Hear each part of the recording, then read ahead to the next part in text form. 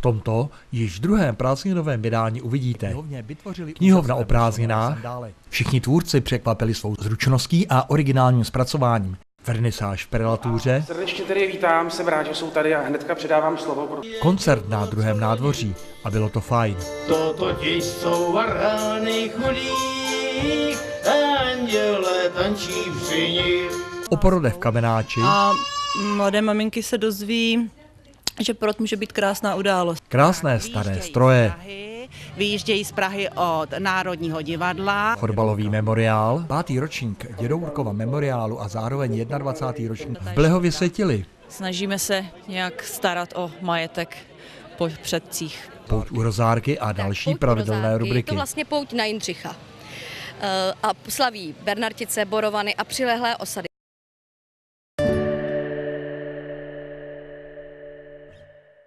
Čtvrtého července si děti v městské knihovně vytvořili úžasné bosonohé sandály. Všichni tvůrci překvapili svou zručností a originálním zpracováním. Sešlo se 14 dětí ve věku od 4 do 18 let a nebyly jen z Mlezska. Vždyť už začaly prázdniny a babička s dědou svá vnoučata z Prahy přeci do knihovny pustí také, jak mi sdělila paní Zdenka Krpálková.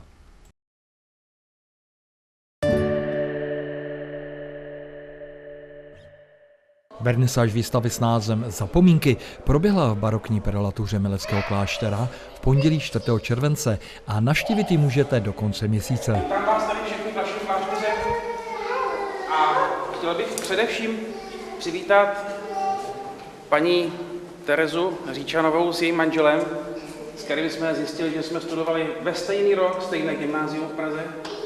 Akorát jsme byli 4 ročníky, 4 třídy, takže málo jsme se znali všichni. No a srdečně tady vítám, jsem rád, že jsou tady a hnedka předávám slovo, protože nejsem odborník. Děkuji za úvodní slovo. Takže já řeknu ve zkratce tady, co vidíte za vystavené cykly a potom zahraju divadlo Černá paní, to je připraveno tamhle, aby to děti vydržely do té doby, než začneme hrát divadlo, tak to řeknu rychle, jo? Aby to jako tak proběhlo. Takže tadyhle takhle po stranách těch oken, ty obrazy, ty jsou namalované na skle temperou a jsou to vlastně sny. A ty končí ještě tady na té stěně, takhle vzadu, takže to jsou výjevy z různých snů nebo zážitků. Takhle tomu malování těch snů se věnuju už dlouho. Jsou tady na stojanech, jsou zase jiný, to jsou většinou oleje a to jsou krajiny z různých, tohle je třeba na Šumavě vápencový lom, tamhle to jsou hory v Anglii, ale ty barvy ty jsou zase půjčený z jiných hor, to jsou prostě takový krajiny buď smyšlený nebo skutečný, tamhle je Milešovka, tomu se věnuju taky, když mám čas jako malování různých krajin, můžu vám pak ukázat svůj aktuální skicák, co mám v tabelce.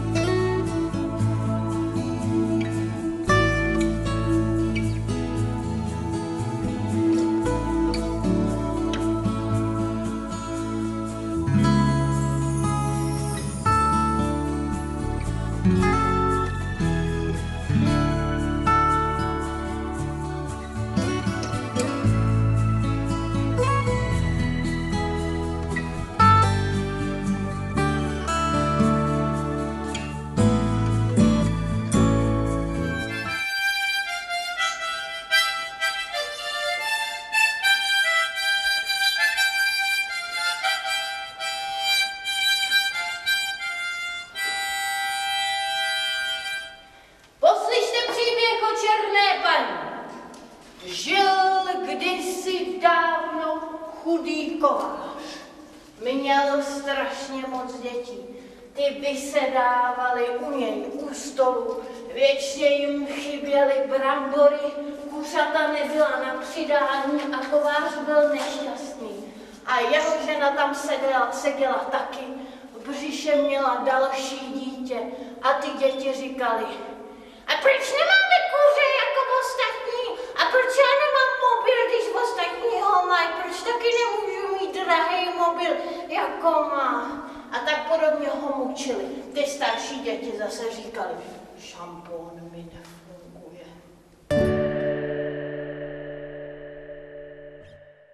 Nikdo nikdy nebude mi říkat ne, já svobodný jsem pán, pohledím tě peřinách i polí. Koncert irského zpěváka a pianisty s pseudonymem Duke Spatial, zpěvák již úspěšně vystupoval i v Královském národním divadle v Londýně, proběhl v úterý 5. července na druhém nádvoří Milešského kláštera. Nejdříve však vystoupil Václav Choubek s kytaristou Janem Ponocným. Ti absolvují celé české turné s Dukem. Mimochodem to organizuje otec Markéty Irglové, držitelky Oscara s Glennem Hansardem. Nikdo nikdy nebude mi říkat ne, já svobodný jsem pán.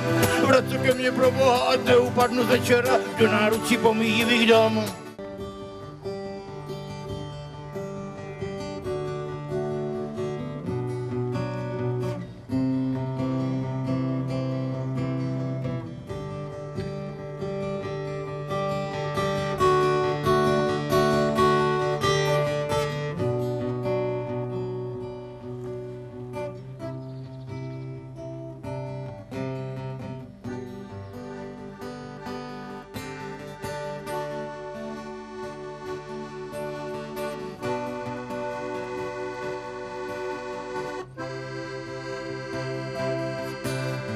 Opři se o věci a zabloudíš, opři se o mě a zboštíš, ani balónek ti neuletí, když přivážíš ho na knoflík. Vítr točí stránkami novin, ruce tleskají a srdce tepe. My dva jsme spolu propojeni, nejen provázkem na sami sebe. Opři se o věci a zabloudíš, opři se o mě a zbošíš. Opři se, opři se, opři se, opři se, opři se, opři se, opři se, opři se o mě celým tělem. Opři se o mě a vyletíš. Opři se, opři se, opři se, opři se, opři se, opři se, opři se a vyletíš. Could we but relive that sweet moment divine, I'd find that our love is unaltered by time.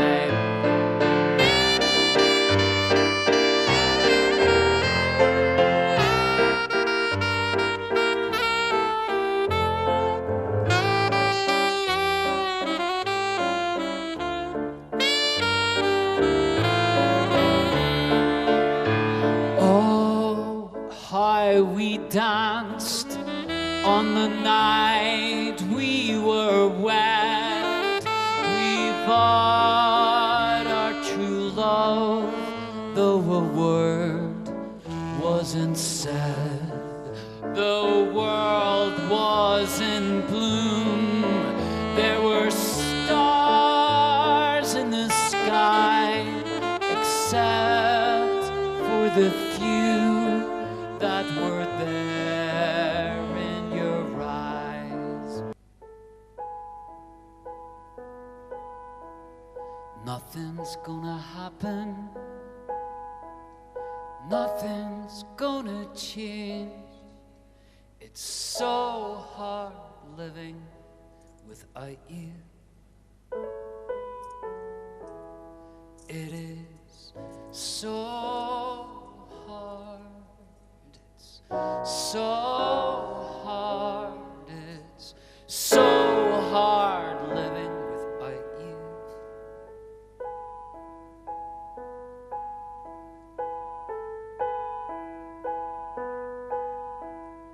Everyone's got something, they're trying to get some more.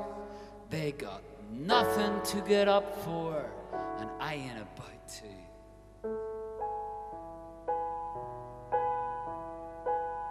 So begins another day, another lonely day. It is so hard living without you. show us the way to the next whiskey bar.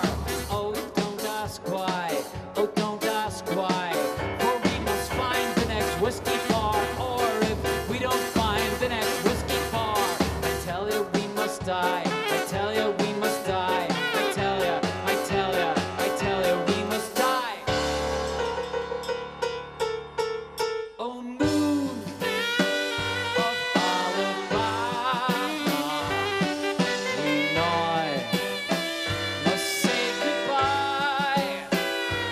We've lost our dear old mama. We must have whiskey, or you know why.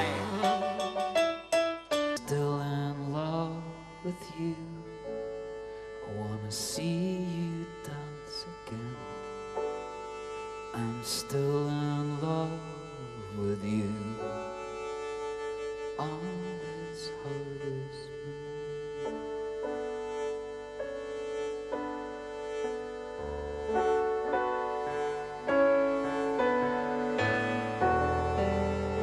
When we were strangers, when I loved you from afar.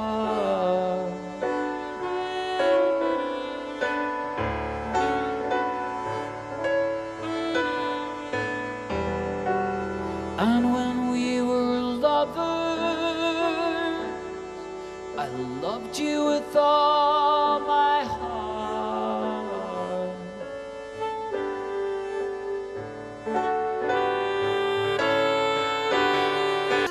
To, co hospoda řinčí, to není jen ťuk od sklonic.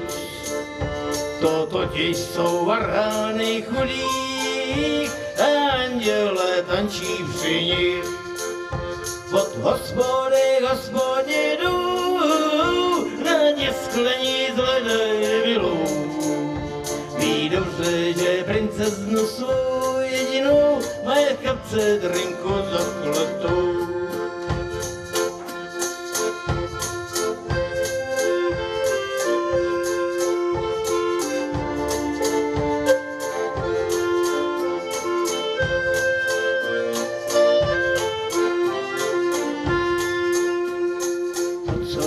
Hospodě parťák, to není jak ženský klom. Ten ze dne na den se změní jen a chlapok jde z hospody sám. Od hospody, hospodě jdu, na ně sklení z ledé milou. Ví dobře, že princeznu svou jedinou mají v kapce drinku zakletou.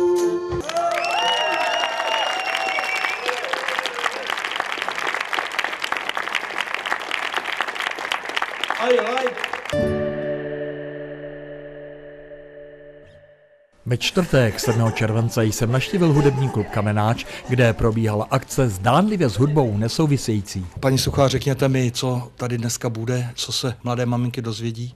Tak je tady putovní výstava s názvem Mateřstvím s úctou, respektem a láskou. A mladé maminky se dozví, že porod může být krásná událost, že porod nemusí jenom přežít, ale že si ho doopravdy můžou užít. Dozví se, co znamená přirozený porod, pak o kojení, o bondingu, o kontaktu s miminkem, šátkování, bezplenkování, dozví se spoustu věcí. Tak výstava se skládá z fotografií žen, které posílaly fakt celé České republiky. Jsou to jejich osobní fotky, některé patří vyloženě do domácích albumů a jsem hrozně ráda, že ženy byly ochotné se nám takhle veřejně podělit. Zachycují momenty fakt od prvního zrození, od toho prvního okamžiku, kde je na miminkách vidět ten příběh, kterým prošli při zrození. Ale jsou vidět ty obrovské rozdíly a právě proto, tím upozorňujeme, že ty miminka se můžou narodit v úctě a v respektu, tak jak my si představujeme.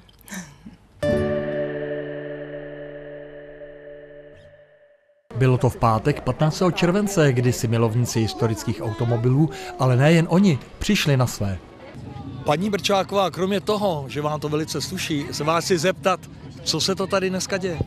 Tak byli jsme požádáni organizátory historických vozidel, zda bychom nemohli v rámci jejich jízdy umožnit, protože projíždějí městem Milevském, umožnit jim vjezd na náměstí tak, že by na chvilinku zastavili a mohli se občané seznámit s těmito vozidly, mohli by se je prohlídnout a mohli by si je vyfotografovat. Tato nabídka ta se nám velice líbila, takže jsme ji přijali a teď vlastně umožňujeme těm lidem, aby se mohli na tu krásnou výstavu těch autíček podívat. Odkud jedou a kam vlastně? Tak, vyjíždějí z Prahy od Národního divadla, autíček je celkem 50, byly vypouštěny po minutě s tím, že teda na té trase, co jedou, je teda ta zastávka Milevsko a po těch jednotlivých vozidel sem k nám zajíždějí. Tady dostávají i jeden úkol, mají nafukovat balónek, v případě, že si vytáhnou zelený, pak musí řidič vystoupit z auta, musí projít po čáře, jestli ano, jestli je v pořádku zvládá, když v pořádku zvládne, zjistíme teda, že ten balónek nebyl certifikovaný a může řidič pokračovat v jízdě. A tuto dobu, kdy teda vykonává tento úkon pan řidič, o to větší doba je pro občany, aby si ta autíčka mohli prohlédnout. A z Milevska budou pokračovat dál po silnici 105 na Veselíčko, na Bechyni a dnes by měli končit v Nových Hradech. Pane, můžu se zeptat, odkud sem vážíte cestu?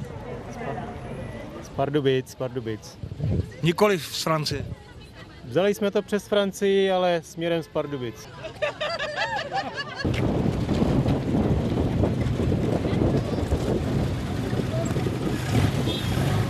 Kolik toho ten Mustang asi tak spase dokonce do těch Nových Hradů z Prahy?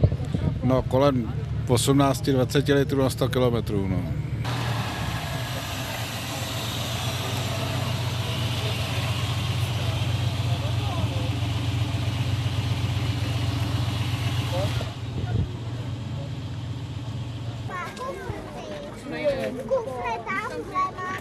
Povězte mi, jak se vám jede v tomhle počasí. Výborně. Troška sluníčka mi nezaškodilo, no ale dá se to. A vy jste přijel do Prahy? Osy do Slovenska, v Banskej Bystrici.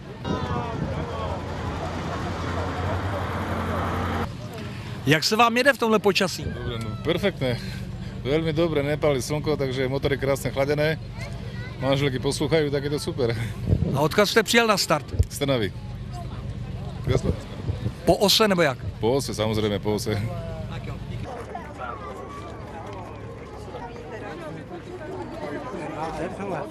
Air Force, ne? Královské letectvo.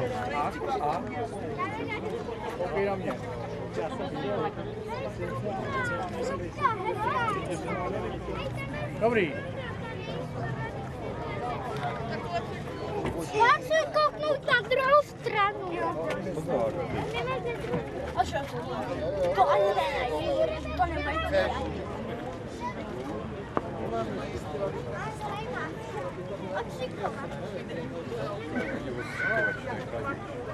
Nazdání.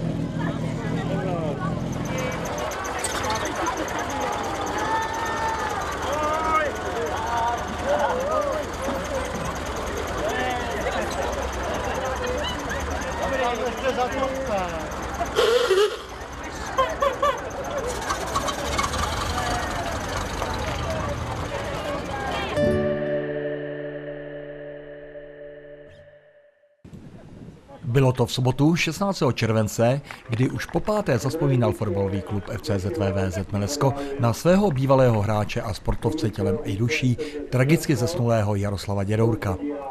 5. ročník Dědourkova memoriálu a zároveň 21. ročník poháru FC ZVVZ Milesko vyhráli stejně jako loni fotbalisté Táborska, kteří v semifinále porazili na penalty Příbram a ve finále si poradili s domácími vzduchotechniky 2-1. Třetí příčku si zajistili příbramští vysokou výhrou 5-0 nad Pískem. Takže konečné pořadí: první FC Táborsko kombinované, druhé FC ZVVZ Milevsko, třetí FK Příbram juniorka a čtvrté místo FC Písek kombinované. A nutno dodat, že tento komentář jsem sestavil pomocí sportáka Milevských novin pana Pubala, za což mu děkuji. Děkujeme. Děkujeme. V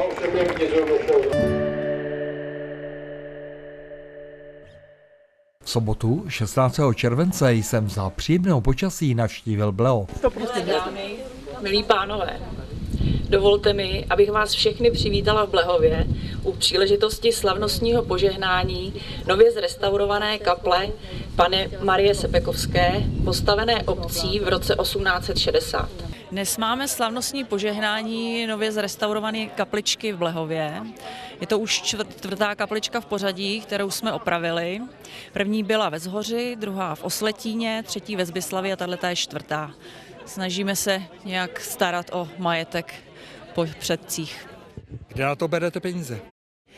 Jednak částečně z vlastních zdrojů, ale čerpáme samozřejmě dotace. Letošní kaplička je z dotace Ministerstva pro místní rozvoj v rámci opravy venkova. Tak samozřejmě toto byla příjemná akce, příjemné odpoledne. Co je před vámi ještě? Letos bychom rádi zrekonstruovali hostinec ve Zhoři, který vlastně se nikdy neopravoval, takže se budeme snažit ho nějakým způsobem zkulturnit, zejména sociální zařízení, ale i zateplení problematických částí, aby jsme zase něco udělali pro obec Zhoř. Tak ať se vám všechno podaří a lidem, ať se tady u vás dobře žije. Moc děkujeme.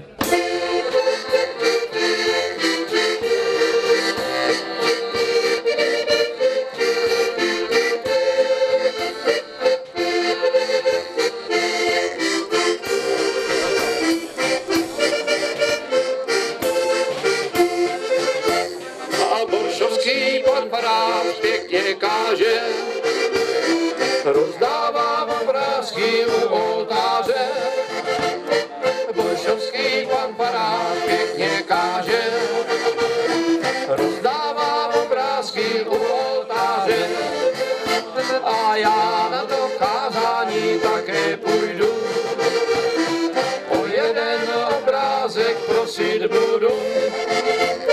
Já na to kázání také půjdu, o jeden obrázek prosit budu. A boršovský pan farář dobrotivý, ten mi dal obrázek jako živý. Boršovský pan farář dobrotivý, ten mi dal obrázek jako živý. A kam já ho ubohá, kam já ho dám, když pro něj místečko nikde nemám. Kam já ho ubohá, kam já ho dám, když pro něj místečko nikde nemám. A když ho dám do knížek, nevejde se, když ho dám do truhly, udusí se. Když ho dám do knížek, nevejde se, když ho dám do truhly, udusí se. A proto dám ho do postýlky, lehnu k němu. On mi dá hubičku a já jemu. Dám ho do postýlky, lehnu k němu. On mi dá hubičku a já jemu.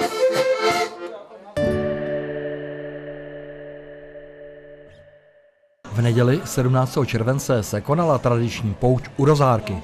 Povězte mi, jste tady u stánku, co ten stánek tady dneska má prezentovat? Dnes jsme tady na pouti, o naší borovanské pouti, ale zároveň i bernartické a tady jsme se rozhodli mít náš stánek a lidi, kteří k nám přijdou, se nám mohou podepsat a tím podpořit náš dub v anketě Strom roku 2016, kam se dostal jako jediný z jižních Čech do finálové 12, což jsme moc rádi a moc nás to překvapilo, byli jsme šťastní. Kdy budeme znát výsledek?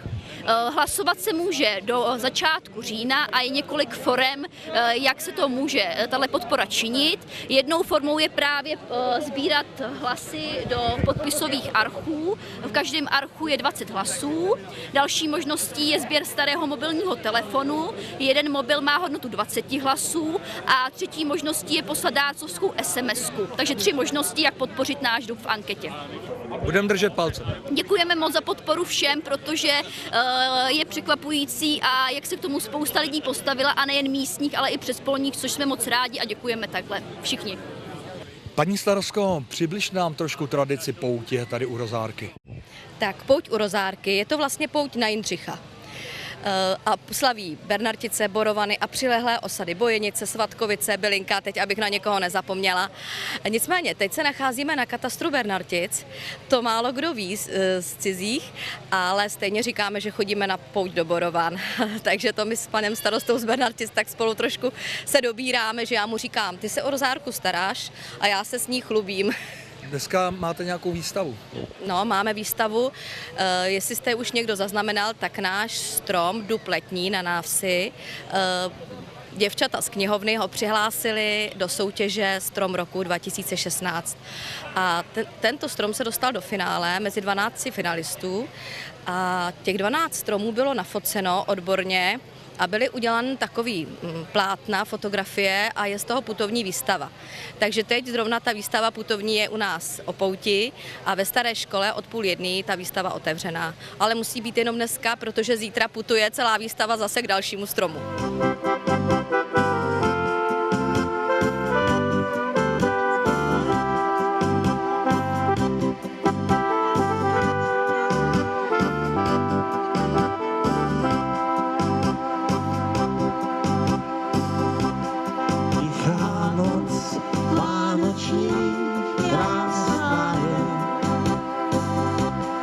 Měsíček po nebíčku putuje, nikdo mu jeho cestu neskříží. Smutně nám nahlíží do kříží, nikdo mu jeho cestu neskříží. Smutně nám nahlíží do kříží.